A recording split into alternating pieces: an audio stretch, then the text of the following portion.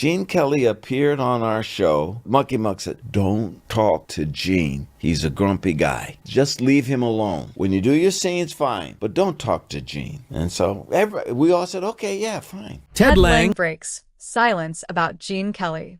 He was told to stay away. He was warned that one of Hollywood's biggest legends did not want to be bothered. But instead of listening to the rumors, a young actor on a cruise ship set walked straight up to the man everyone feared, and what happened next changed the way he looked at fame forever. This is the story Ted Lange finally opened up about, years after it happened, and it is nothing like what anyone expected. For almost a decade, audiences around the world knew Ted Lange as Isaac Washington, the charming bartender who poured drinks, gave advice, and somehow always seemed to know exactly what a passenger needed to hear. On the Love Boat, Isaac was the steady, smiling presence who made every voyage feel a little warmer. Viewers loved him, cast members respected him, and for nearly 10 years, he was one of the most recognizable faces on American television. But behind that easy smile, Lange has since admitted, there was a much harder story unfolding, one that involved fighting for fair treatment, proving himself again and again, and eventually forming an unlikely friendship with a Hollywood icon that nobody saw coming. Long before he ever set foot on the deck of the Pacific Princess, Ted Lange was already building a life rooted in performance. Born in Oakland, California in 1948, he grew up in a household that understood the entertainment business from the inside. His parents, Geraldine and Theodore Lange Jr., both worked in the industry, which meant Lange was exposed early to the discipline and passion that a career in the arts demands. That early exposure clearly left a mark. At Oakland Technical High School, he was not just active, he was a leader, serving as both class president and student body president, proof that even as a teenager, he had a natural pull toward responsibility and public presence. After high school, Lange continued his education at Merritt Junior College in Oakland, earning his associate degree before transferring to San Francisco City College, where he chose to study drama. It was there that his talent really began to take shape. He threw himself into stage productions, and his work did not go unnoticed. The Black Students Association at the college honored him as Best Actor, a recognition that reflected the effort he was already putting into his craft. That momentum carried him further. In the summer of 1968, he earned a scholarship to attend the University of Colorado Shakespearean Festival, an opportunity that let him sharpen his classical acting skills alongside seasoned theater professionals. Years later, he would also become a directing alumnus of the American Film Institute, adding yet another skill set to an already growing resume. Lange's early career was built almost entirely on stage work. He performed in local productions around Oakland, served as a guest artist in residence at the University of Santa Clara, and joined the New Shakespearean Company, where he appeared in productions at the University of California, Berkeley. Eventually, his path led him to Broadway, where he made his debut in the groundbreaking musical Hair. He later joined the show's first national touring production, taking his performance across the country. Around this same period, he also created and performed a one-man show titled Behind the Mask, An Evening with Paul Laurence Dunbar, a project that let him explore the life and legacy of the celebrated writer through his own artistic lens. His transition into film and television began in 1973 with an appearance in the documentary Wattstax, followed a year later by a role in the action film Black Belt Jones. Soon after, he landed a part as Junior on the television series That's My Mama, giving him his first real foothold in episodic television. Then, in 1977, everything changed. Lange was cast as Isaac Washington on a brand new ABC series called The Love Boat, a role that would define the next chapter of his career and introduce him to millions of viewers around the world. The Love Boat, created by Wilford Lloyd Baumays, premiered on September 24, 1977, and ran until May 24, 1986. Before the regular series even began, 3 television movies helped launch the concept, and after the show ended its run, 4 television specials and an additional TV movie kept the story alive a little longer. Set aboard the fictional cruise ship The Pacific Princess, the series followed a rotating cast of guest passengers each week, every one of them carrying their own hopes, heartbreaks, or search for connection. Some came looking for romance. Others just wanted an escape. By the end of each voyage, most walked away with something meaningful, whether that was a new relationship, a solved problem, or simply a happy memory. Leading the crew was Captain Merrill Steubing, played by Gavin MacLeod, a calm and steady presence who kept the ship running smoothly. Fred Grandy played Gopher, always eager to lend a hand, while Bernie Koppel's Dr. Adam Bricker looked after the health and well-being of everyone on board. Lauren Tews brought warmth and energy to the role of cruise director Julie McCoy, making sure every activity ran without a hitch. And then there was Isaac, played by Lange, the bartender whose easy charm made him one of the most beloved characters in the show's ensemble. On camera, everything about Isaac radiated warmth. Off camera, Lange has said the experience was far more complicated.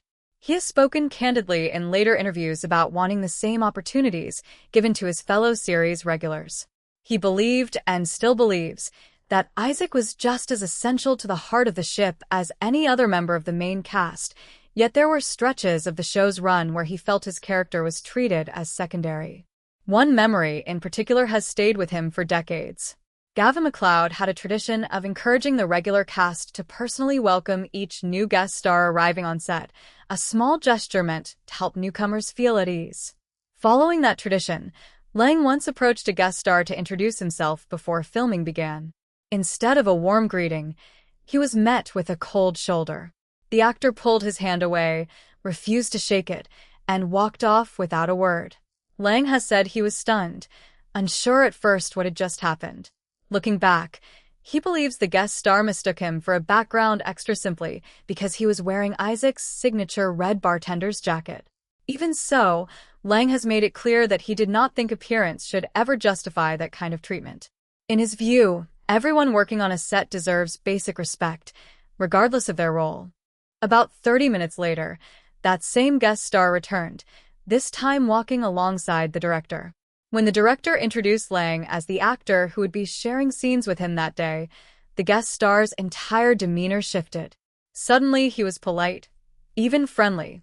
Lange has chosen not to name the actor publicly, describing him only as a well-known figure once associated with hosting golf and tennis events. But the moment stuck with him as a clear example of how differently people could treat him depending on whether they knew his status. That was not an isolated incident. Lange has said that moments like it happened periodically throughout the show's run, guest stars forming assumptions about him before they knew anything about who he actually was. He has connected this, in part, to the fact that he was the only black actor in the show's main cast, believing that combination of factors sometimes led people to make snap judgments they might not have made otherwise. His concerns went beyond individual encounters and extended into how his character was written. During the earlier seasons, Isaac often played the role of trusted advisor, offering wisdom to passengers navigating relationship troubles or personal doubts. But Lange noticed a pattern. When those storylines reached their resolution, the emotional payoff often went to a different character rather than Isaac, even though Isaac had guided the passenger there in the first place. He felt strongly that his character deserved to share in those culminating moments just as much as anyone else on the crew. He also pointed to the show's opening and closing segments, particularly in the first season, noting that they often featured only the white members of the main cast welcoming passengers aboard or bidding them farewell. Since Isaac was every bit as much a member of the crew as the others, Lange questioned why he was frequently left out of those moments. He raised the issue directly with producers, but the explanation he received, that the writers simply hadn't included him, left him unsatisfied. His response was straightforward.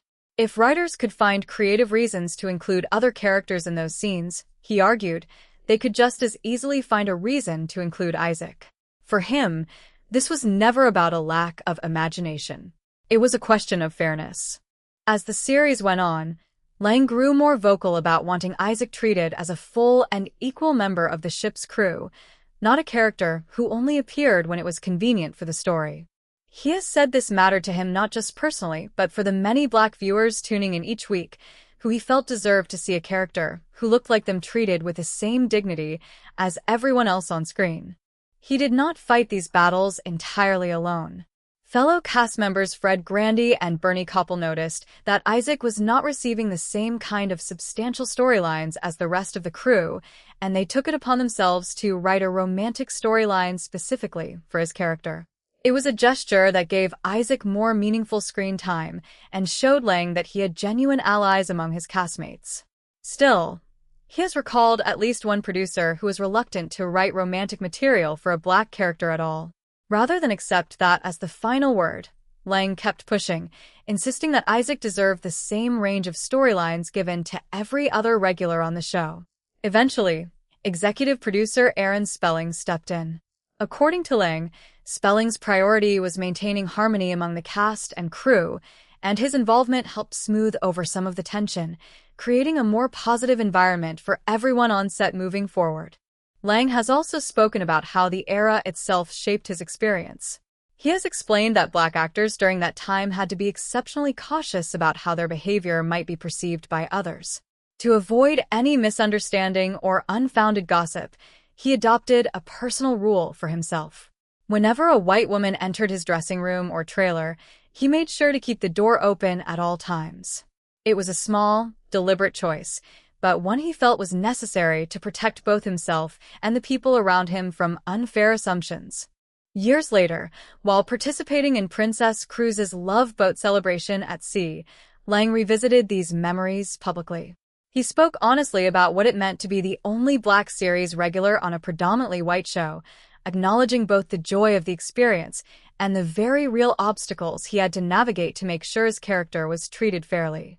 He has always been clear that he was never asking for special treatment, only equal opportunity. He believed Isaac belonged right alongside the captain, the doctor, and the rest of the crew, and through persistence, honest conversations, and the support of people willing to stand with him, he helped push the show toward more inclusive storytelling. Of course, no guests are left a bigger impression on Lange than the man audiences would eventually hear him talk about years later, Gene Kelly.